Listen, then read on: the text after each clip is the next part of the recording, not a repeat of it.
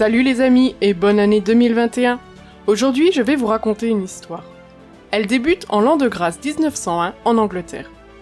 Enfin, l'histoire avec un moteur qui vous intéresse commence en 1901, parce que la marque Royal Enfield trouve ses origines bien plus tôt. À Redditch, en Angleterre, naît la Townsend Limited Cycle. George Townsend commence la fabrication de bicyclettes en 1886. En partant des aiguilles à coudre pour arriver aux motos, la société Royal Enfield est passée par plusieurs noms et plusieurs propriétaires. En 1891, George Townsend vend à Albert Eddy. Pourquoi c'est important, allez-vous me dire? Eh bien, la Eddy Manufacturing Company reçoit une importante commande de pièces pour le fusil de précision Lee Enfield de la part de la RSAF, la fabrique d'armes Royal Enfield. Vous voyez venir? En l'honneur de cette commande, la firme anglaise va baptiser son nouveau vélo Enfield et créer une nouvelle société pour commercialiser ses Enfield. C'est à cette occasion qu'apparaît le nom Enfield Manufacturing Company Limited. Quelques années plus tard, la société ajoute le Royal devant Enfield et devient donc Royal Enfield.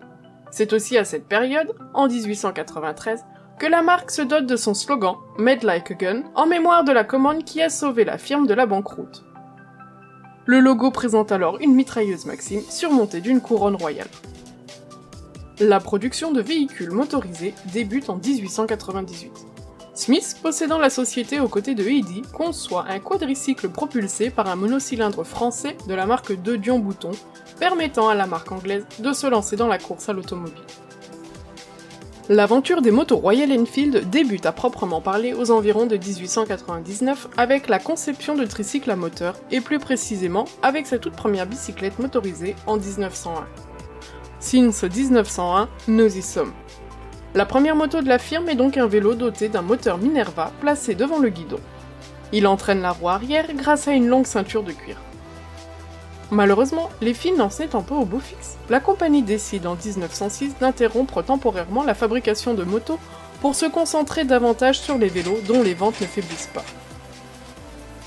En 1914, la Grande-Bretagne étant très investie dans la Première Guerre mondiale, la production s'arrête pour toutes les motos Royal Enfield, à l'exception du plus gros modèle de la firme, le V-Twin 770 cm3. À la fin de la guerre, Royal Enfield ne produisait plus que deux modèles, un 180 et un 225 cm3. Les années passent et la firme produit plusieurs motos avec différentes cylindrées. En 1928, le look des motos change un peu. Le réservoir plat démodé laisse place à des réservoirs de sel posés sur le cadre. Au cours des années 20, Royal Enfield délaisse le moteur Jap pour commencer à produire ses propres moteurs. Un mono 4 temps de 350 cm3 sort alors des chaînes de production de la marque en 1924 et sera suivi en 1927 d'un 500 mono. Ce sera la naissance de la lignée des Bullets qui feront leur apparition dès le début des années 30. Pendant la Seconde Guerre mondiale, Royal Enfield fournit aux forces alliées près de 55 000 motos.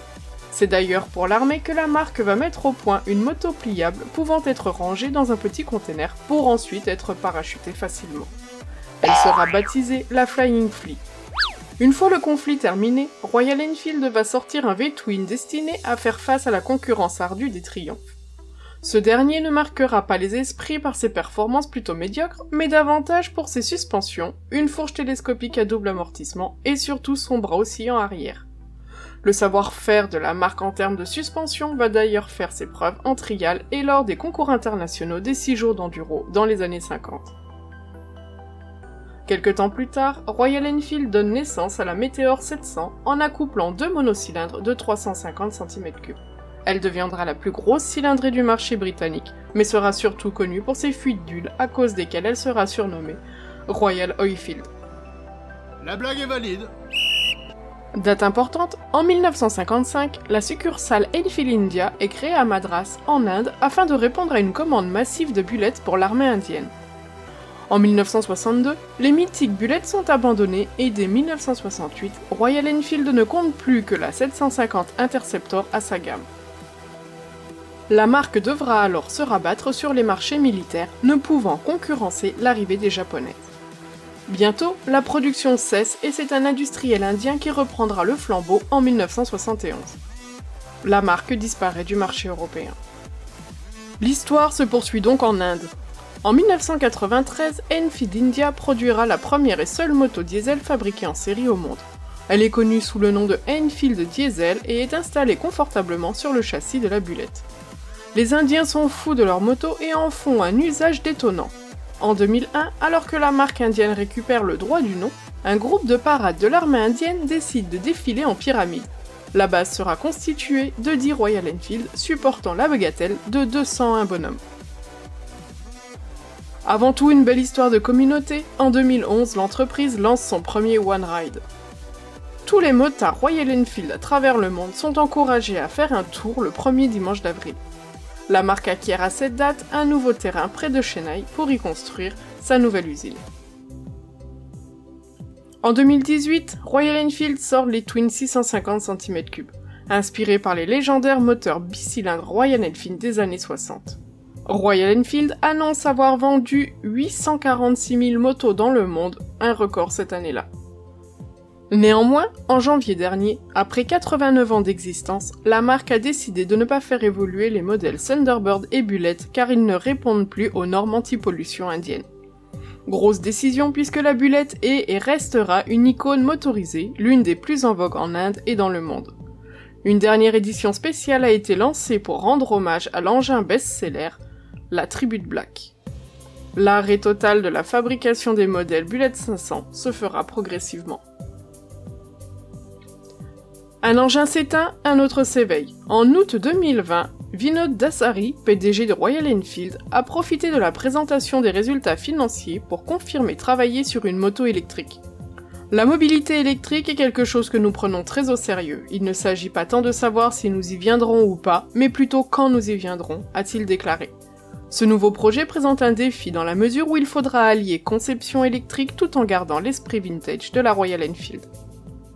Une entreprise anglaise a tenté de transformer une Bullet 500 classique en moto zéro émission. Par ailleurs, la marque va miser de plus en plus sur ses nouveautés à l'image de l'Himalayan lancé en 2016.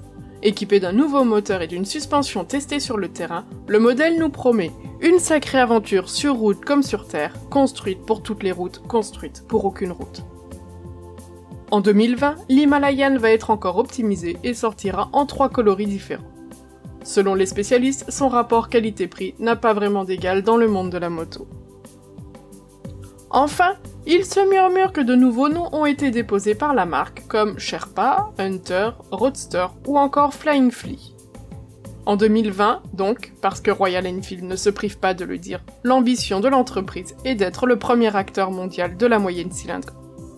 Dès le début de la nouvelle année, il sera possible d'essayer en concession la dernière née des ateliers de Chennai, la Royal Enfield 350 Meteor, qui s'annonce comme l'entrée de la marque dans un environnement un peu plus électronique.